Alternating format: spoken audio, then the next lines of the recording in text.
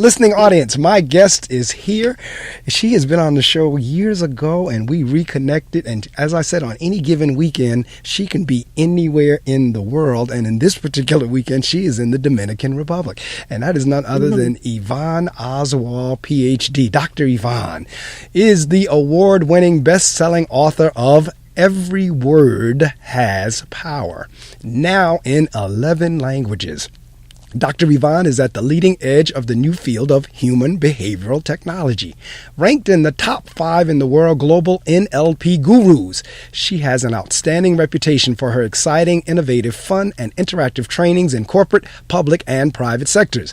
She is a renowned and respected international keynote speaker, communications and sales trainer, master trainer of NLP, and master trainer of hypnosis.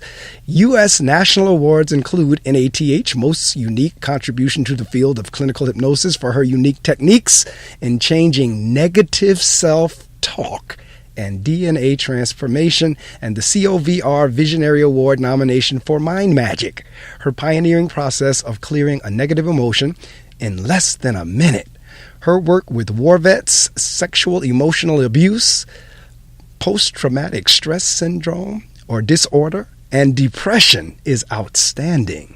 Dr. Yvonne's unparalleled 4-hour breakthrough blueprint is a remarkable innovation in a field of neurological medicine. Ladies and gentlemen, welcome to the Reading Circle microphones, Dr. Yvonne Oswald. Dr. Yvonne, good morning again. Good morning. I'm thrilled to be here, Marc. Thank you. Well, I am thrilled to have you, and I love the accent. And I told you, I think the last time you was on, love the accent. I am thrilled to have you on as, she's probably saying, what accent? But anyway. I was just going to say, I actually like your accent too.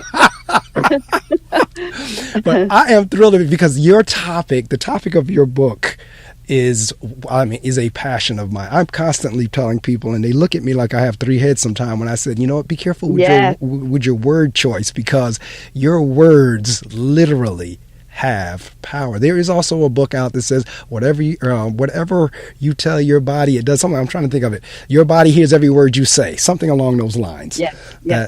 You can literally speak sickness into your body.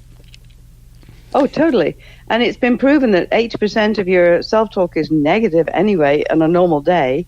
And those low energy words actually lower your immune system physically. Correct. Now, something you said, low energy words, because see, and the thing is, it's and over the years for me, it's been a process in terms of it's learned behavior in terms of how you phrase things, and as you just said, that self-talk. Because see, I think a lot of people discount or take for granted the self-talk. It's one thing for them to be talking to somebody like me and you are talking right now. Yeah. It's another thing of the thoughts and the words that's going on inside of your head. Exactly. Yeah. And the thing is, Marc, I used to call them negative and positive words. And then I realized when I looked up positive, that it actually has a whole different connotation now to how it was years ago. If you look positive up now, you come up with HIV, you come up with positive for hepatitis C, positive for COVID. It's a whole different connotation. So when I say low energy words and high energy words, that's really what I'm wanting people to realize, that there's a big difference. When you use low energy words, you're living in your amygdala.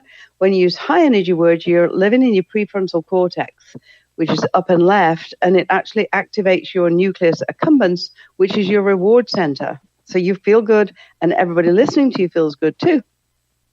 That's absolutely right. Now, folks, the title of the book is Every Word Has Power.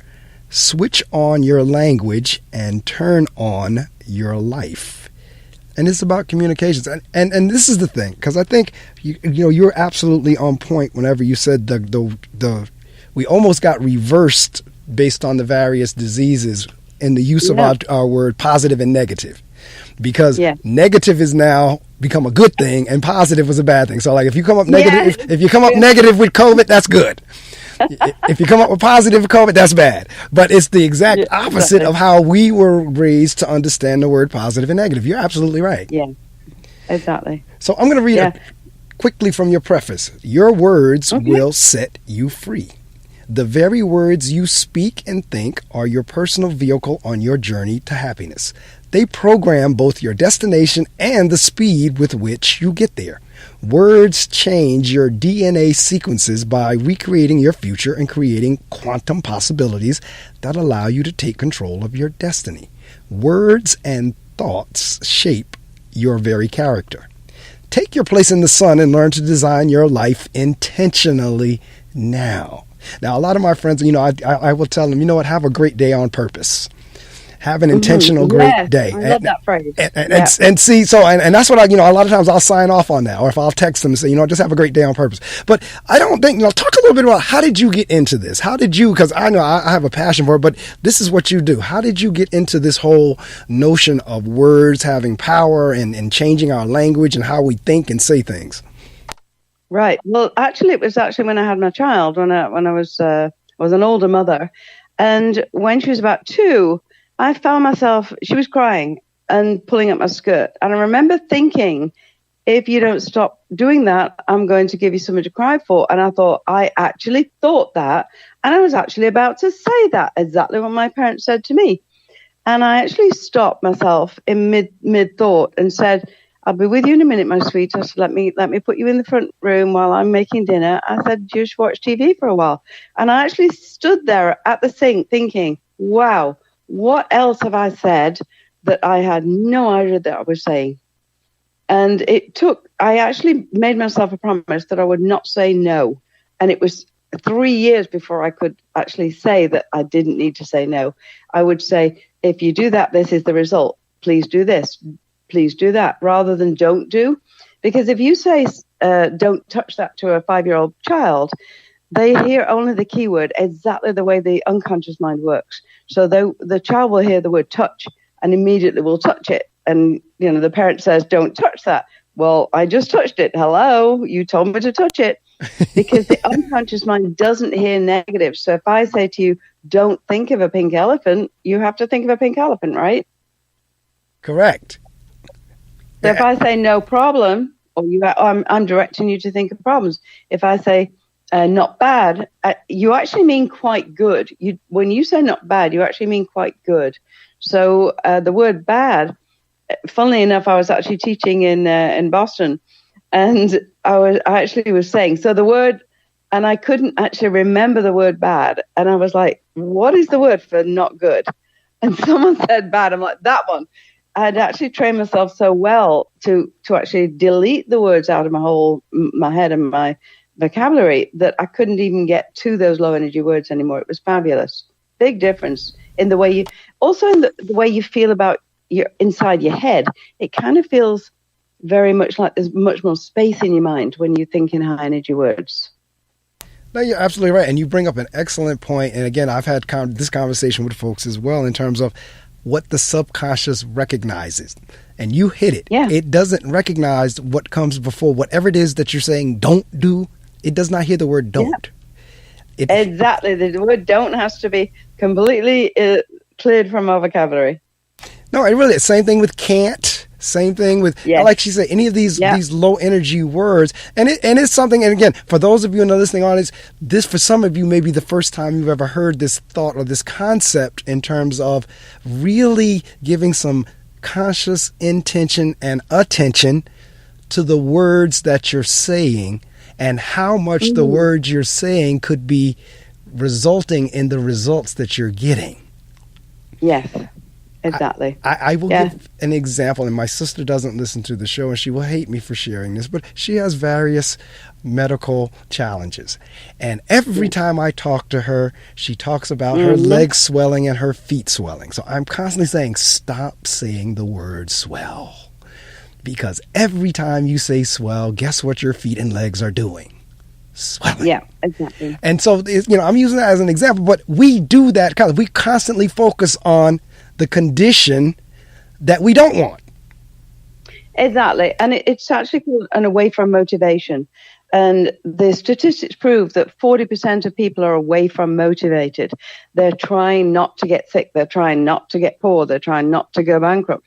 40% of people are working towards getting healthy, getting rich, enjoying life, getting fabulous relationships. And the other 20% are in the middle, and they're kind of half and half, sometimes away from, sometimes towards. It's very, very interesting. I actually got an email yesterday from a woman who called herself the word doctor, and her whole language right through the email was negative. I was like, how can you be a word doctor if you're talking about literally, I read it in my stomach. And what's interesting is your stomach actually feels interestingly not pleasant when you actually hear low energy words. You get that gut reaction. And the most interesting thing is when you use low energy words, people associate them with you, not the other person. So with bullying, for instance, in schools, I often say what the bully says, the unconscious mind believes about the actual bully. So they're not only, making you feel not good, they're also doing the same for themselves.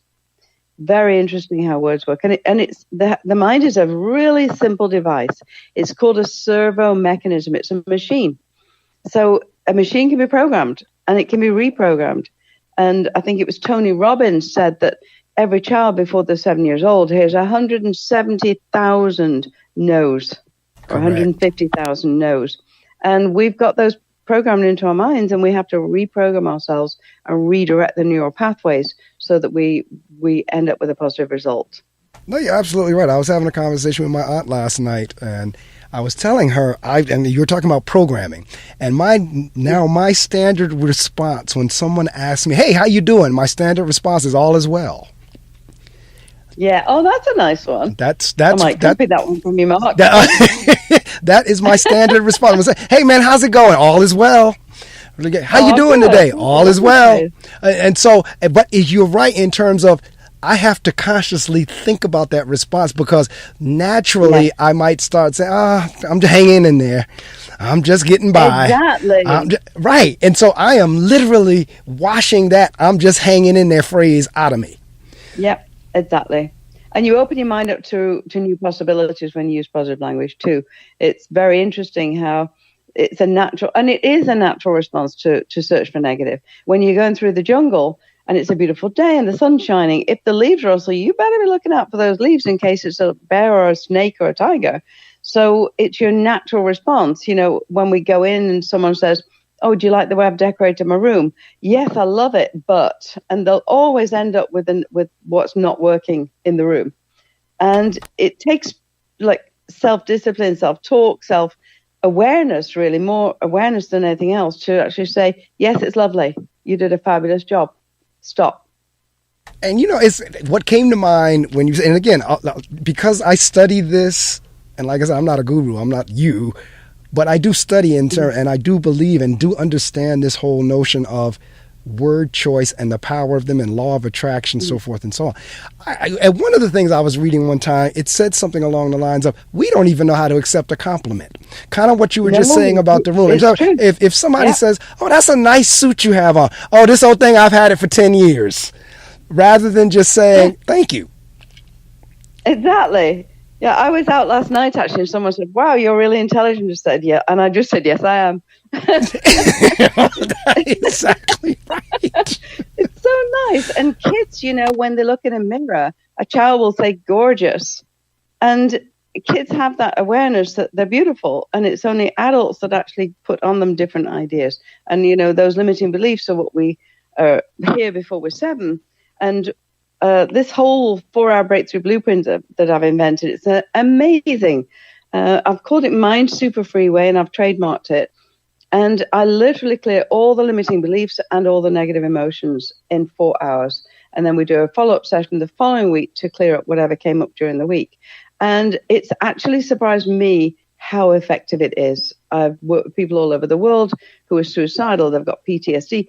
PTSD takes about 3 minutes to clear. Oh, man. There's no reason you have to go to a psychotherapist for months or years.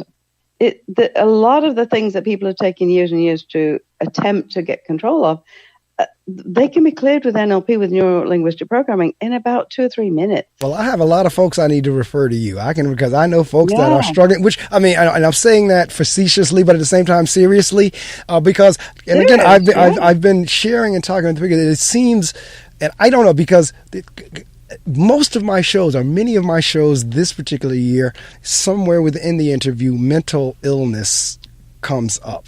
And I noticed in the bio we were talking about depression, and you just said PTSD. Yeah. But it seems as if either mental illness has always been there and we just haven't been focusing on it or hearing about it, or the fact that now some of our athletes have come out and said, you know what, I'm struggling, or the fact that we just went through COVID over these last couple of years. But whatever it is, seems like mental illness is the hot topic, and more people are struggling with it. Yet I just heard you say, you know what? I actually believe it's always been there. We've just given it a name. And a lot of people come to me and they say, oh, I've been diagnosed with ADHD. I did a session with a guy last week. He'd actually killed a young man. His truck ran over the car. It wasn't his fault. The young man went across the meridian, and he'd been really, really not happy for 3 years. And he said, I've got ADHD. I've just been diagnosed. I said, how have you got ADHD? You've just sat with me for 4 hours, completely wrapped and full of attention. You don't have ADHD. I believe a lot of people who are diagnosed with this ADHD thing, they're entrepreneurs. Entrepreneurs typically are people who start things and don't finish them. Right. They don't pay much attention because they get bored quick. It's like they're very good self-starters, and we give these labels to people. All the labels I hear, I don't enjoy labels at all. I refuse to deal with labels. Right. Really, to me, it's just that people have a not good childhood, or, like you said, they're programmed as children and they have to deal with it. They've been through not fun things before they were 7 years old, and everything that happens before you're 7. So literally, even from before you're born, in the womb, I've had people come to me, because I've been doing this work for like 20, 30 years now, and people come to me, and in the womb, if mom has a not good experience, the child has a not good experience. Correct. They come into life afraid of what's going to happen because they can pick up the neurological feelings that are going through their body from the mom. So my job is to clear away the little clouds above your head so that you're in the light of God again. And once you clear the clouds, it's just simple to live in the now. It's lovely. The difference is spectacular. It's so wonderful to see someone who was living just in what's called a closed loop, really stuck in the negative part of their lives, and just opening it up and saying, you can let that go now. And it's bam, it's gone. Magic. No, it's fabulous. You're absolutely right. In terms of, I had a student, and being the guidance counselor, and the student was in there, and the young man just started reciting all these things of what was wrong with him.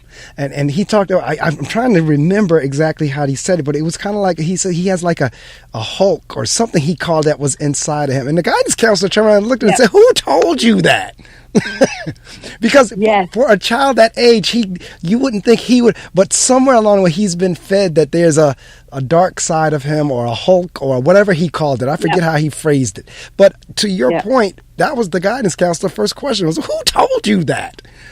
Exactly. And so, but now going back again to, like you were talking about PTSD or you have folks that in their mind, the constant script is, you're no good, you're not worthy, you're bad, you're this, and that loop. Parents who do it. It's always the parents, Mark. Well, I used to teach, we were talking about that before. I was teaching in England, I've taught in South Africa, I've taught in Italy, and the kids were always fantastic. I love the kids. The parents, oh my gosh, I wanted to get those parents and say, do you realize what you just said to that child? Exactly. Do you realize what you just programmed that child with? And people just look at me and go, what? And often when I'm training people, well, always actually, I'll suddenly hear an uh-oh from the audience, and I'll say what? And they'll say, ooh, I may have done something in the past that I might not be happy about now. And I'm like, yep, you need to go back and change that, the way you treat your children, change how, just praise them. They love praise, and it's human nature to need a sense of belonging, a sense of love, a sense of being hugged. And importantly, a sense of recognition and a sense that I'm important, that I mean something, that I matter. And if you can give a child that, it's a gift beyond, it's a priceless gift. It's amazing. No, it really is. And interestingly enough, a lot of the listening audience, I know some of my listening audience right now are educators. I have some educators who are listening right now, and I'm an educator, and you just say you're a teacher, you're an educator as well. Mm-hmm. What are your thoughts in terms of those of us who are principals and teachers and counselors and this and another? Because a friend of mine, very close friend of mine, he has I love these little mantras and slogans, but he says, "What you praise, you raise." Yes, exactly. I 100% I believe that. When I was teaching, I used to stay in the classroom at the breaks because I couldn't deal with the teachers in the staff rooms. Oh, this little Johnny, he's this, he's that. And I'm like, do you realize what he's having to go through? He's 7 years old and he goes home at night and his parents are divorced. And, they don't think that there's a reason for the child being the way they are. And Correct. And they're unhappy. It's as simple as that. And if you give a child praise, especially the ones who are acting out, they're acting out because they're not happy in one way or another. There's something going on. And if you can literally be that person in their life who can be the keeper of the sacred space, I really encourage my trainings to get the therapist to say, I am the keeper of the sacred space. I'm your angel. And the biggest issue is that parents are saying things like, you can't be angry at me. You can love me. You can cry. You can say, sorry, Mom. But the second you get angry, I'm going to get judgmental. I'm going to send you to your room. Why would you not let the child be angry? I've never heard a child yet that doesn't say, I hate you to the parent at some point. And the answer to I hate you is, I love you anyway. And you're still not having candy before you go to bed because I'm a good mom. Not, oh my gosh, you need to respect me and all this. It's so weird the way people think towards children. And if you can say, that's a really good thing you've done, that's amazing, you're going to be, if you think of angels, an angel is the keeper of the sacred space. An angel wouldn't say, oh, you didn't do that very well. An angel would say, how can I help? What do you need from me? That's it. And if as a parent or a teacher or a trainer, we can be the keeper of the sacred space for whoever we're with, then it makes you also non-judgmental because you're looking at the person thinking, wow, this person's going through some really not easy times. Why would I make it less easy for them? Why wouldn't I make it more easy for them? Now, see, I'm going to steal that one from you. I am the keeper of the sacred space. I might text my teachers before Tuesday, but certainly Tuesday when I go back in, I'm going to share that I am the keeper of the sacred space with them. I have all my teachers that repeat this after me. Say this with me. I am the keeper of the sacred space. Because it is, and you know what's most beautiful about teaching, which I loved. I had a really, really not good childhood. I was sexually, physically, mentally abused as a child. And when I was 13, my sister died, my younger sister died, and my father told me he wished I died instead of her. And, I got beaten every day. It was really, I thought that was normal. And the interesting thing is kids think that their life is normal no matter how abused they are. And so interesting that when I actually had my own child and realized that, wow, I need to encourage this child.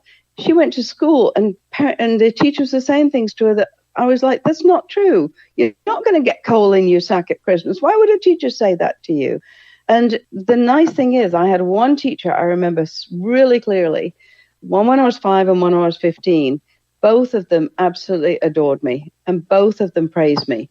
And they were the two people that I realized that, wow, not everybody treats people not nice. There are people who are kind. There are people who are caring. And it acts as an anchor in your life that, yes, there is hope. And the biggest thing, Mark, I'm finding with people who are suicidal, I always tell my students to look out to listen for the words hopeless and helpless. When they feel hopeless and helpless, suicide's on the way. Same with sexual abuse. With any kind of sexual abuse, they're going to be self-destructive and 100% suicidal at some point in their lives. So it's not something you can just get over. You have to clear it out of the whole neurological pathways. You have to literally clean the area up. Well, that leads me to my next question, because I've had guests on the show who have gone through horrific childhoods as you've just described, and yet they've made it. And then there are others who've had the same horrific childhoods that just snapped. I mean, just mentally totally off, doing aberrant behaviors, hurting people, all kinds of, because they say hurt people. But I mean, So how is it that someone like you, a guest that I had on last week, how is it that you all can have these horrific events happen on kids and yet you're able to do what you're doing and then others just don't make it? Right. And that is why, I mean, I literally thought when I was a teenager, I want to grow up and make sure nobody ever has to go through this. Simple as that. And I had a lot of self-soothing mechanisms that I had to come up with. Literally, I used to wake up and think, am I depressed today? Yes, I'm depressed today.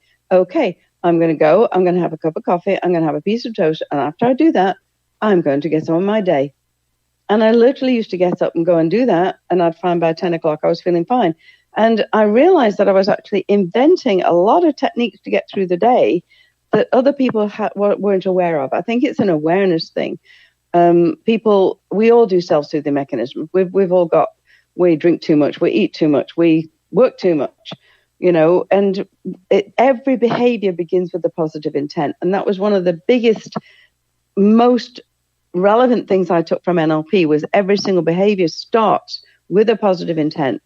If you're 3 years old, 5 years old, and mom gives you some candy to make you feel better, that's great. But if you're 300 pounds and 30, it's not such a good behavior anymore.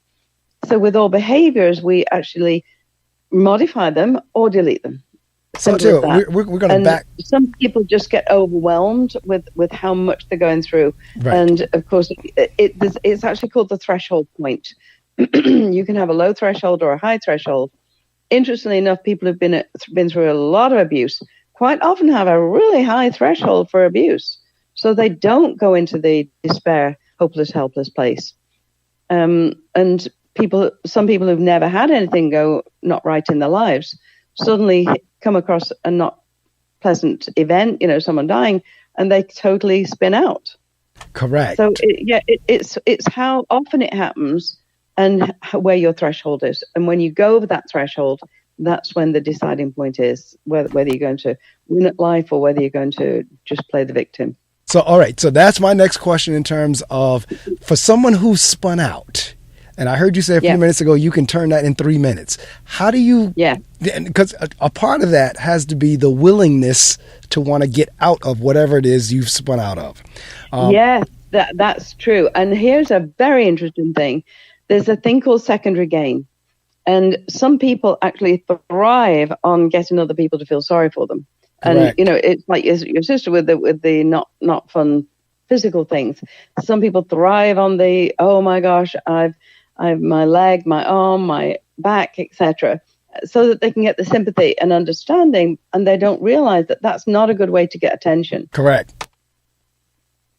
We want positive ways to get attention, great ways to get attention. And it's about focus. I mean, a lot of the people I see, because they've been through not good things, they're physically also not well. Correct. And convincing them that they did it to themselves.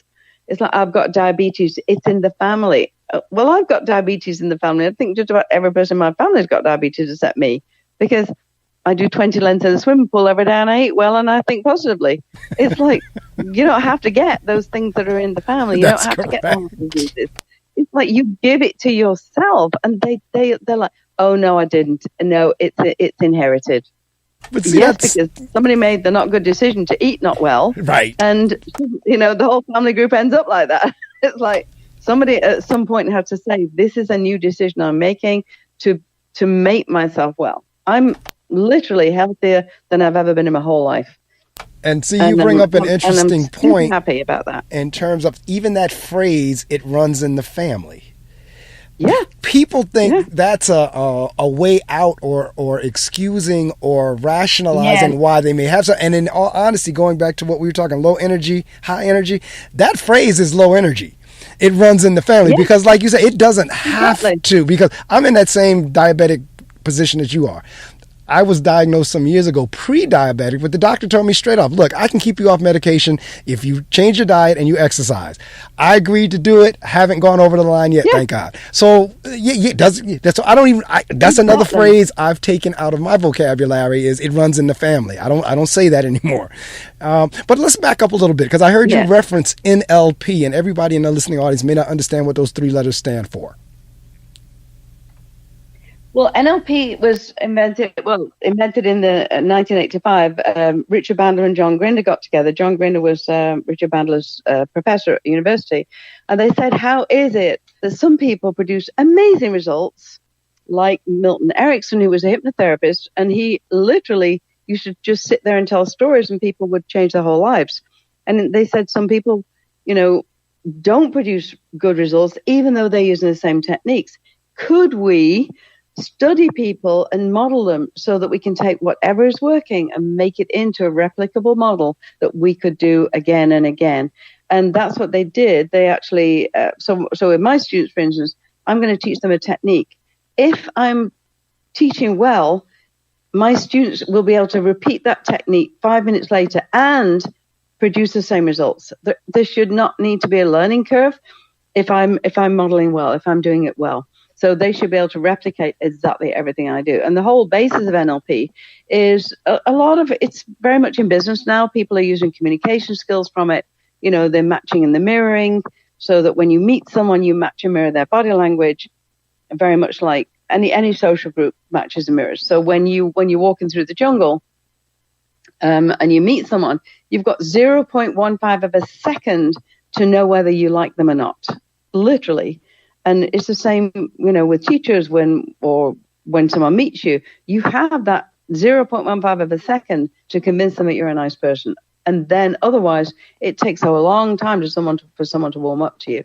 And there are ways you can do your modeling. You can actually raise your eyebrows, smile, put your head to one side, hello, as opposed to hello and eyebrows down. A lot of NLP is communication strategies. And I know in schools, we use the visual, kinesthetic, auditory model. There's also another model that's auditory digital.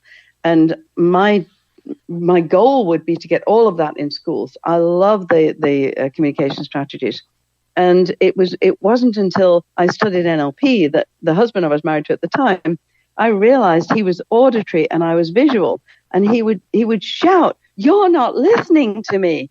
And I'd say, "But you're not looking at me. You're not seeing what I'm talking about." And literally using the predicates and changing the predicates changed our whole relationship. It was quite amazing. And the auditory digital is about 15% of the population. Like the Mr. Spocks and the Sheldon from Big Bang Theory. Right.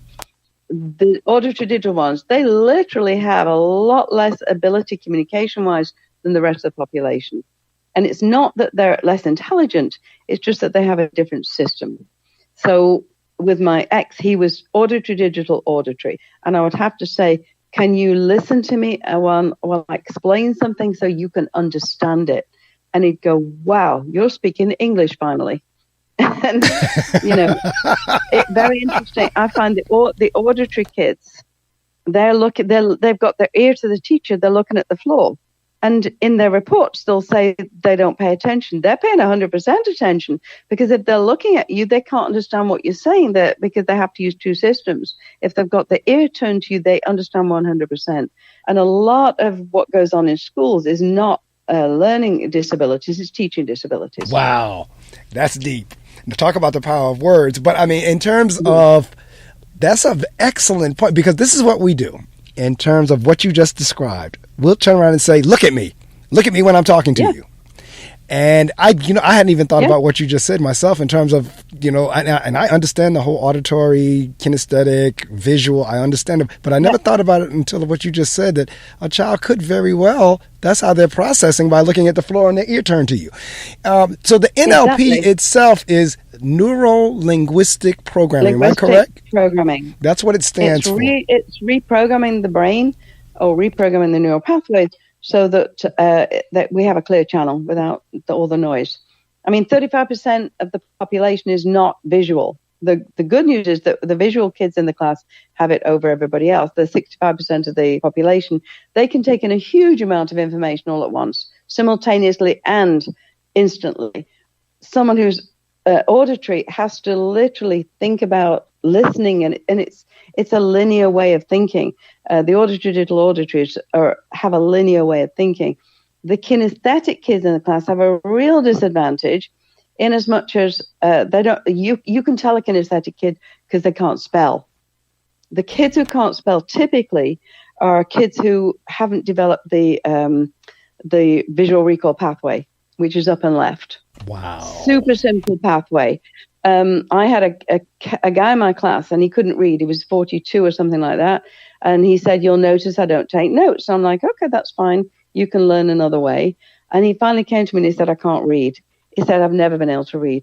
And I said, "Oh," I said, "that's interesting." I said, "Would you just come up to the front of the room for a minute?" And I wrote the word success in two different colors, red and blue, SUC and then CESS. And I put it up and held it up and left for him, to his left. And his head was forward, his eyes were up. And I said, "Open your eyes, look at the word, close your eyes. Open your eyes, take a snapshot of the word, close your eyes, open your eyes." And I did it half a dozen times. I said, "Now close your eyes and spell the word." And he said, SUCCESS. And he just opened his eyes and he said, "How did I do that?" And actually, I did the same thing. And I asked him to spell it backwards, and he spelled it backwards. It takes about 2 days to teach a kinesthetic kid how to use the visual pathway. And see, again, going back to what you said, it's not necessarily, how did you say that learning disability for students is a teaching disability? In terms It's a teaching disability. If we were taught those strategies and implemented, because I'm not even saying that probably districts have tried professional development in that area, but it's a matter of not just hearing it and learning it, but actually executing it. I think we would have better success in terms of at least being aware. And it's interesting in terms of when you were talking about you and your ex-husband. I had that same situation with a supervisor when I was in corporate America. She was auditory, I was visual. So I communicated with her through email. She communicated with me through voicemail. And we always missed each other. Because I said, "Didn't you read my email?" "No." "Didn't you hear my voicemail?" "No." And we were always crisscrossing. And that relationship wasn't the best, just because it was the two different sides. But once I figured that, because that was along the time when I figured the styles out. So I said, this is what it is. I keep sending her email. She keeps sending me voicemail. I'm going to start sending her voicemails. Exactly. And once you recognize the systems, it's super simple to work with people. Kinesthetic kids, when they're learning how to spell, if you ask a kinesthetic kid how to spell tree, for instance, they'll look down and right. That's where they're feeling it. They're thinking, how did I feel when I saw that word, right? So instead of looking down and right, you have to, if you say look up and left and spell it, they'll get it right. It's really, really, there's such easy solutions to these things. Really simple. And the auditory digital auditory is a very linear way of thinking. And they take a long, slow process to do things. You'll always know the auditory digitals because they'll say, "But what if it doesn't work?" "Well, can you explain more about it?" "Well, can we talk about it in detail before we go on?" I had a class in Florida, and 4 of the 5 students I had, a small class, were auditory digital. And I had to actually delete a whole day of training because they kept asking questions. And I would say, "I'm going to demonstrate. You're going to then go and do it, and then we'll talk about it." Nope, they wanted to talk about it before they'd even done it. And it literally, most of the whole day of the training, I had to just say, "If you don't start asking questions, I need you to just go ahead and do it." They couldn't. They have to know the answer before they start. And it's very, very, it's not fun for anybody else dealing with them. It's okay for them because that's the way they do it. And the teacher dealing with them is like, "Can you just get on with it?" And they can't, because that's the way they do things. Correct. And that's where we this is the crazy thing about education. They tell us to differentiate in terms of our teaching, but then they give the kids a standardized test. So they want us to differentiate and understand everything that we're talking about this morning in terms of various learning styles, but then they turn around and give them a standardized test where everybody has to take the test the same way. And then they wonder why they keep getting...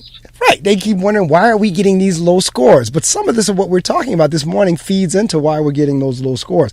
For those of you who just joined us, I honestly hope you've been with me since 6, but definitely since 7 Eastern time. My guest this morning is Dr. Yvonne Oswald. We are talking about her book, Every Word Has Power, Switch on Your Language and Turn on Your Life, as well as neuro-linguistic programming in terms of how our minds work and how you can switch the low energy talk to high energy talk and get the results that you desire. Because we have so many people, like I was saying earlier, that their script is, you're no good, you're no good, you're no good. I mean, it's almost demonic. I mean, it's like, you're no good, you're not worthy, you're not worth anything, you're bad at this, you're this, that, and the other. Because it's interesting what you were saying about that's what the child has heard. I cannot tell you, I've had parents in my office whose child was suspended for cursing will come in and curse the child out in my office. And I said, I know. Do you understand that's what they just got, or they're coming back from suspension from? Yeah, they're just modeling.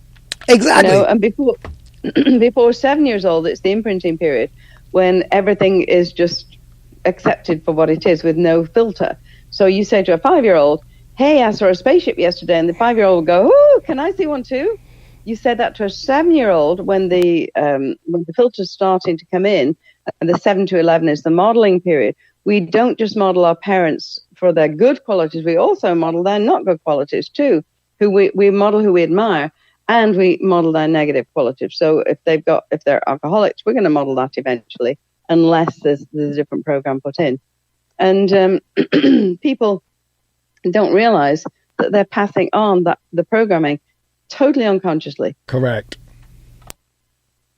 And again, and it needs parents to be. I would love to get into every school in the land.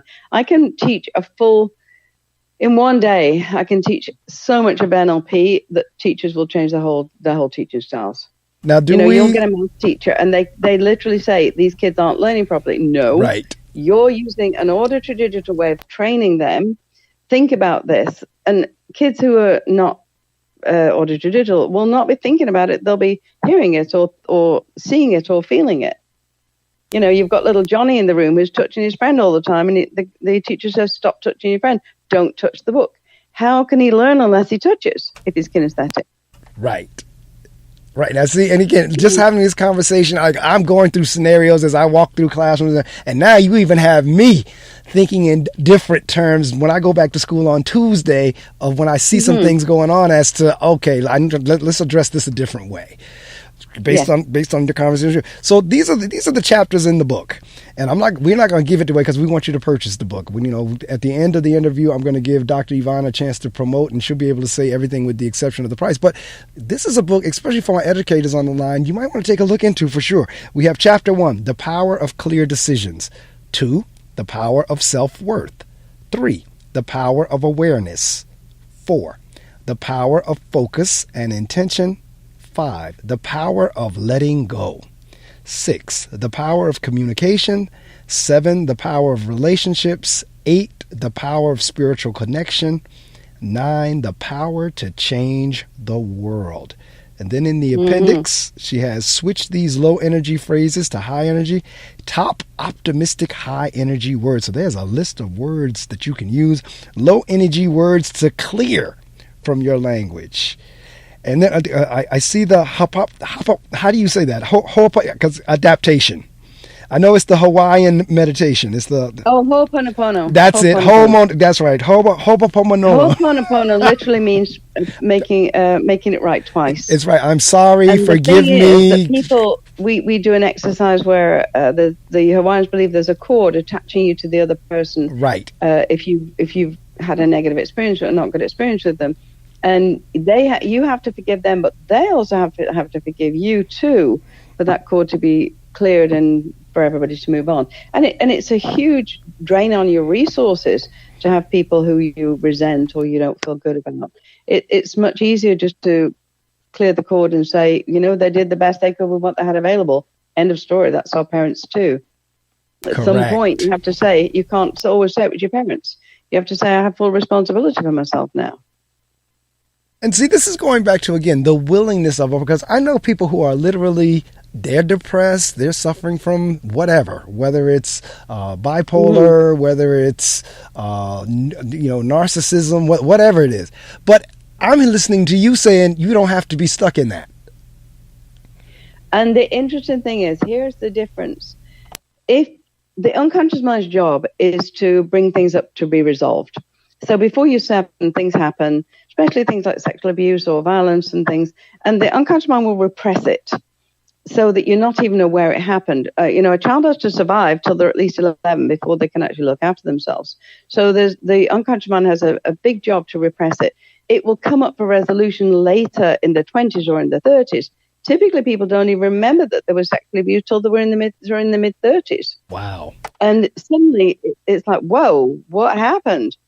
And it literally means that the second they remember, they'll go into the depression, they'll go into the not nice feelings, because it's just the unconscious mind saying, can we talk? Is this still necessary? Do I need to keep this safety device on, or can we clear it now? So someone who's depressed, someone who's really had a not good experience, you can't just say cheer up. That's not a possibility. Correct. And anger management, you can't manage anger. You have Correct. to clear it. You have to get rid of it. And there are very easy ways with NLP to do it. And of course, all the techniques I've invented over the years. I've got millions of awards. I got 2 new awards this year. I was like, wow, this is amazing. I'm number 3 in the world NLP Global Guru. I'm number 2 in the world for my master's training in NLP. And I've just been recognized as one of the best businesses in Canada.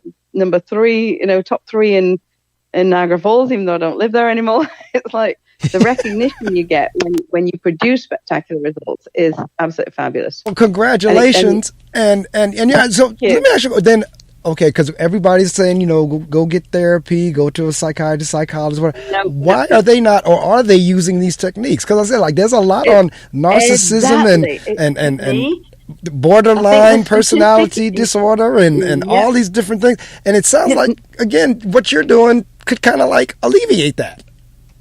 It's not a disorder. What people don't realize, it's not a disorder. It's an order. It's the unconscious mind saying, can we talk? We need to clear this out of our head, right? And talk therapy doesn't work. 600 I think the statistic is something like 600 sessions produce 28% of results.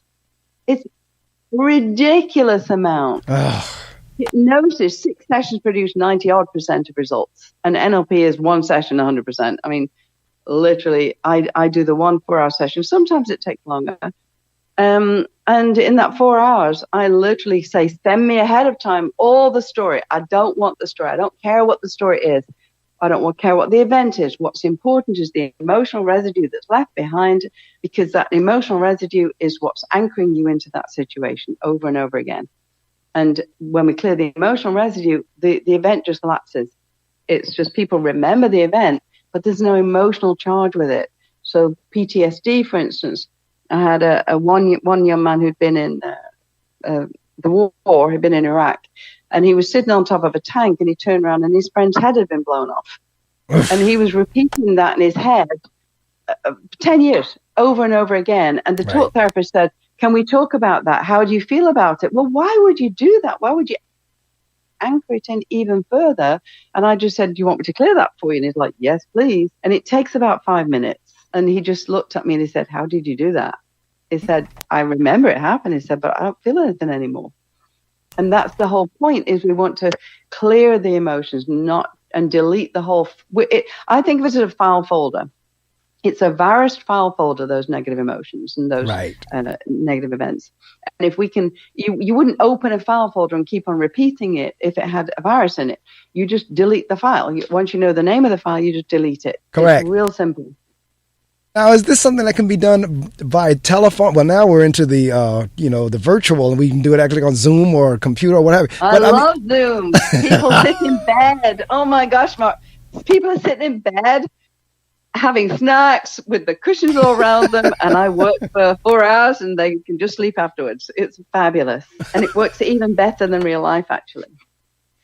Wow. So I'm saying, because like I said, I know some folks I can refer to you, but the question would be, would they be willing to go to you? Because that's why I keep jumping back on the willing. Because I say, look, I know this great person. If you see this person, it can address these issues that you're dealing with. But they'll look at you like, what issues? I don't have any issues. Like, oh.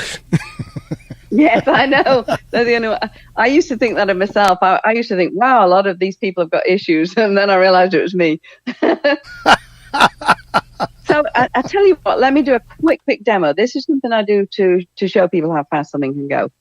If you think of a time when you're frustrated, can you think of a time when you were frustrated? Yeah, I was frustrated yesterday. Okay, perfect. So with that frustration yesterday, close your eyes.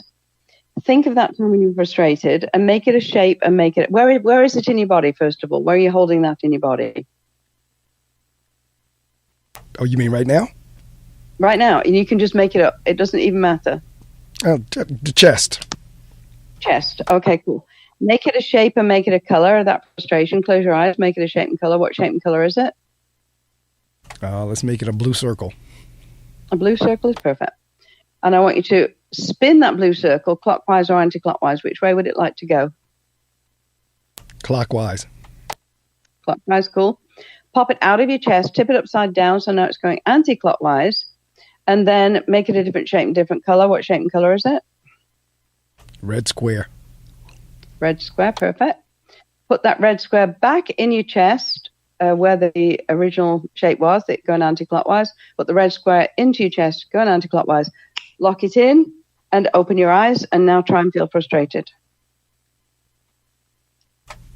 Okay, so I mean, it's neutral, right? You won't be able to get to frustration. It's completely neutral.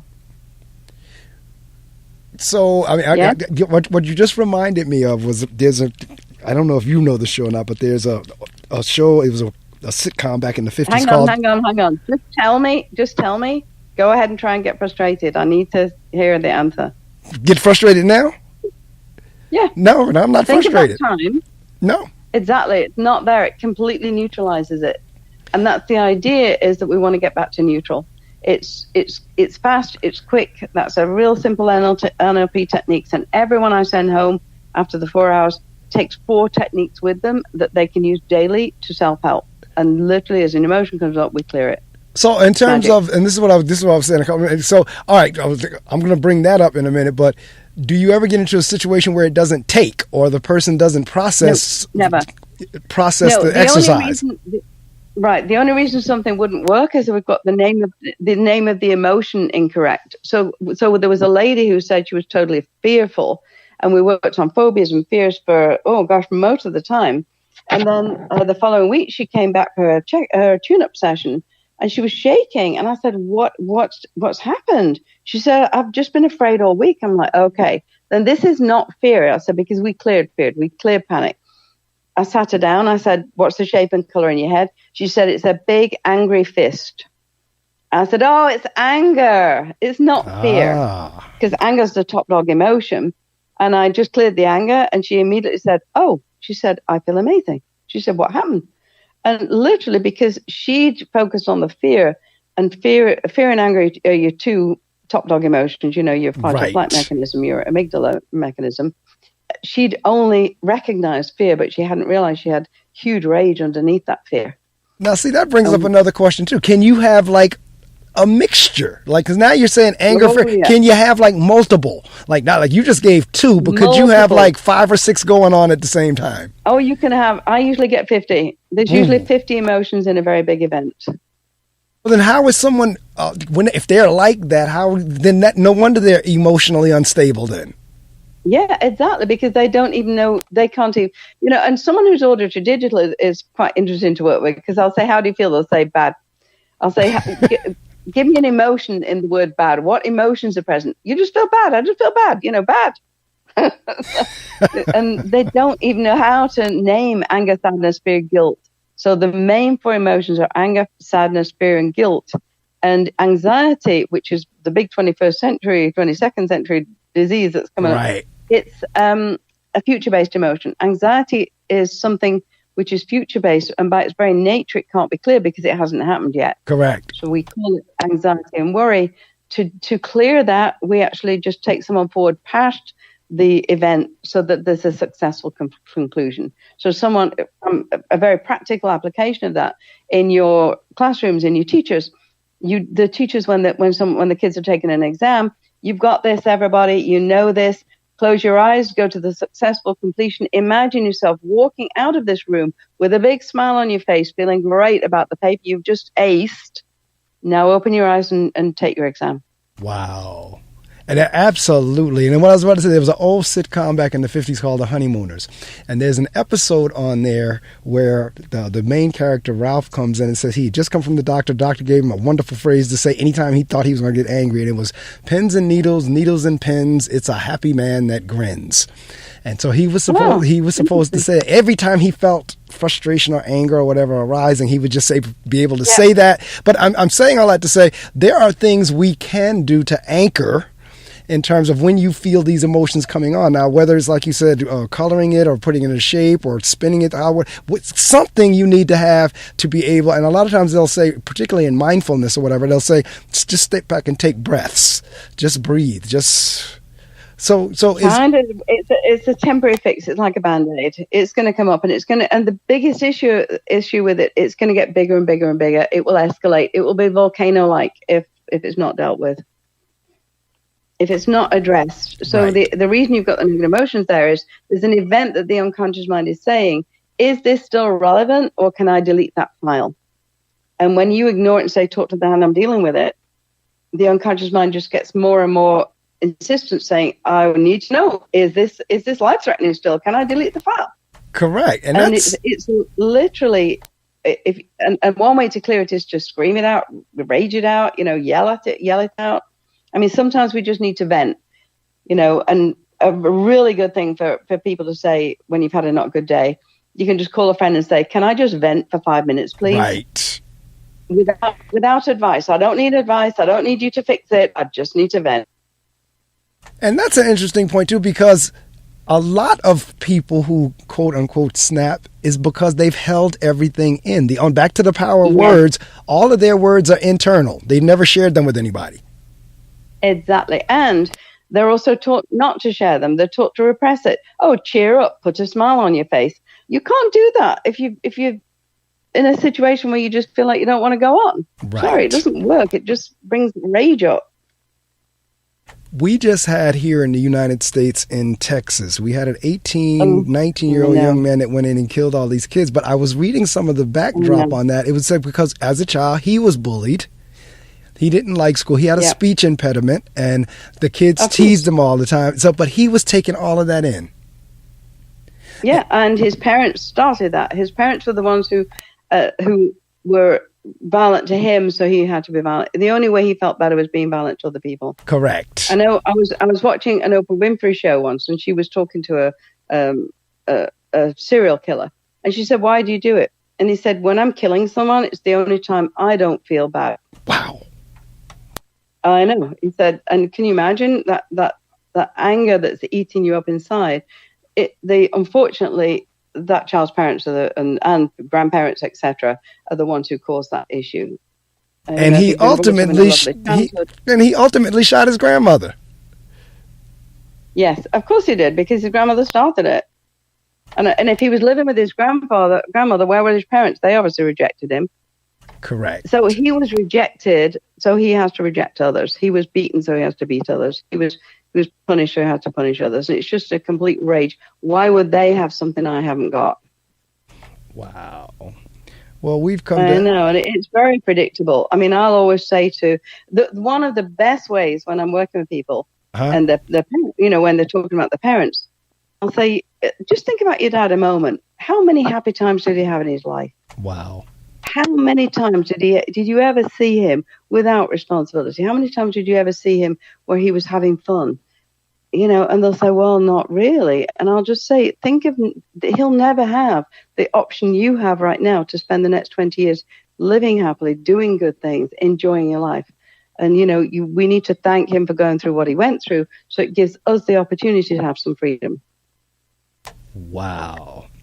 Well, Dr. Yvonne, we've come down to the end of this interview. I'm so glad we reconnected again. I read the book some years ago. Same here. Great. And I'm going to reread the book again. I want to go back through it again because I read it some years ago and I want to read it again. And again, for the listening audience, this is a good one. I mean, there's a reason why she has all these awards and is in, 55 languages now? Is that what I read? It's in 11 languages. 11, I'm sorry, 11 languages. In 11 languages, and in the top 5, that's where I got the number 5 from. 5 in the world in terms of her being number 3. See, now number 3, now you've moved up. There you go. Yes. She's moved up from number 5 to number 3. But the book is Every Word Has Power. Switch on your language and turn on your life. And I am in the process of constantly doing away with these low energy phrases and words. And people who talk to me, they know I'm not making this up because they know I check them. When they say something to me, yeah. I did it to my aunt the other day. She said, I said, speak life. Because that's another thing that I'll tell people now, speak life. Speak life. Well, you know what? The phrase I use is success starts with self-talk. Correct. Success starts with self-talk. If anybody listening wants to bring me into schools, I can go anywhere. I can travel anywhere. I'm super happy to do a one-day workshop for all your staff and teach all the different techniques to get amazing success. Because that's my goal, is to really make the children of the world happier and free. Well, I tell you, we may have to talk because I may press you into service at some point. We can't do it on the air, but we may need to talk. Speaking of that, this is your opportunity to promote. You can promote any of your services, books, work. The only thing you cannot say, of course, is a dollar amount. But anything short of a dollar amount, okay, you can do. And you know what? I got to give some serious thought. I just put my new schedule together. I'm in Switzerland in November. I'm in North Carolina in November. I'm teaching my 4-day breakthrough blueprint. If anybody wants to get me to go to your city, 10 people or more, I'll come to teach NLP. I'll teach the masters NLP and hypnosis, and private breakthrough sessions, obviously the breakthrough blueprint. And I love those. I'm going to do one a day of the breakthrough blueprint. It's a real deep session, and the results are spectacular. So, but my passion is really my real passion is to never have to use a therapist, because anybody who leaves me, whenever you're in contact with me, I'll always give more than enough. I'll always give you more than you need to have a successful life. I love my work. I'm passionate about it. I know that's right. Matter of fact, while you're promoting, and I didn't bring it up during the interview, I noticed that in your store section you have downloadable hypnosis, either CDs or either MP3 links. Yes, all hypnosis. I think there's about 40. And if you go to YouTube, actually, and just write in Yvonne Oswald into YouTube, I think it was something like 6 million results came up last time I looked. There's little videos on how to clear anxiety, how to get prosperous, how to open up your life, how to future pace, how to enjoy your life, how to clear anger, sadness, how to clear phobias. Phobias is the easiest thing in the world to clear. Just go onto YouTube, put Yvonne Oswald phobias, and you can clear your phobias. You have a channel? You have a YouTube channel? Yes, I do. Oh, I'm going to subscribe to it. That's what I'm asking. I'm going to have to subscribe. I'll have to go to YouTube and subscribe then. And I need to upload them. I think I've got about 42 videos. I think there aren't that many videos in the YouTube. I'm so busy working that the actual YouTube channels thing get kind of interesting. Everybody keeps calling me saying, we can promote your business. I'm like, please don't promote my business. I've got enough. Thank you. I'm good. Well, I tell you what, that's 12 days. That's a good energy then. I was getting ready to say that's a good problem, but I don't want to use the word problem, but that's a good energy. Well, I'm super happy at the work I'm doing and the results I'm producing. I'm thrilled. And my goal is to just get it out to the world and teach everybody so that we can have the next generation, a whole different generation, a whole different mentality. Well, I'll tell you what, her name is Dr. Yvonne Oswald, just like it sounds, Oswald, Yvonne, Yvonne, PhD, or Dr. Yvonne Oswald. You can look her up. If you go on Google, she'll pop. And her website is globalwelcome.com. globalwelcome.com. drwelcome.com. Anything you want to know about Dr. Yvonne is there. The contact information. You know, like I said, I'm serious. I got to think about it because I have to plan professional development for my team over the years. So I got to give some serious thought to that because I love the techniques you were talking about in terms of, you know, if the teachers understand what they're dealing with and they know how to, you know, go back up against it rather than just putting everybody in the same boat. Oh, he's just bad. Exactly. And like, you can work with them with their own system. Interestingly enough, actually, Mark, on the front page of Global Welcome, if you scroll down, you'll see a brain picture, a picture of two brains. One has like red electrical energy. The other one is blue and no electrical energy. That was the results after for our breakthrough blueprint. I worked with a girl in Australia. She had phobia. She hadn't left the house. She was completely agoraphobic. She'd been to the Amen Clinic in Australia weekly for months. And he'd been trying to do biofeedback with her. And then I said to her, you know, you went for your biofeedback on Friday. This was Sunday. I said, do me a favor and go back this week and have it redone. She went back and the man called me from Australia and he said, whatever you are, whoever you are, he said, when you're training, let me know. He said, I have never seen results like this. He said, this is a different person who walked in today. All the electrical energy in the brain was completely gone. Her amygdala was completely non-active anymore. I'm looking at the picture. I see the little red on the left on the pretest, and then on the protest is gone. Wow. I knew. I was so happy to have a visual because I'm visual. I was so happy to have a visual that it actually worked. So yeah, amazing. He was just absolutely blown away. He just said, I don't know how you did that. So wow. Yeah, I know it's fabulous work and I love it. Well, again, thank you so much calling from Paradise. Thank you. And the interview was great. We could hear you clearly. Everything worked out. And again, awesome. I am going to reread the book. And like I said, I'm serious about the possibility. So, you know, and certainly I recorded the episode, so I'm going to send it to you. It'll be a YouTube link and an MP3 link. And once you get it, it's up to you. Awesome. Whatever you want to do with it is yours. Matter of fact, I see you put my promo on your website. Thank you so much. The promo for this morning's show. Yeah. I see it on the website. Yeah, and I'm in New York September the 30th to receive my awards for being Global Guru. All right now. Congratulations again. I know. All right. Take care and have a wonderful rest of the time down there in Paradise. Bless, and go and be the keeper of the sacred space for all those amazing kids. Yes, indeed. And I'm telling you, Tuesday, might even be before, I might text them and say, learn this phrase. Sure. And if you want to get me on Zoom or on, you know, online with them, I'd be happy to do a little fun thing. All right. Sure. Well, thank you again. I'm getting ready to sign off, but have a wonderful day. I enjoyed it as well as it was insightful. So take care, and again, enjoy, be blessed. Thank you. I'm going back to Paradise. All right. Now, take care. Yeah, thank you.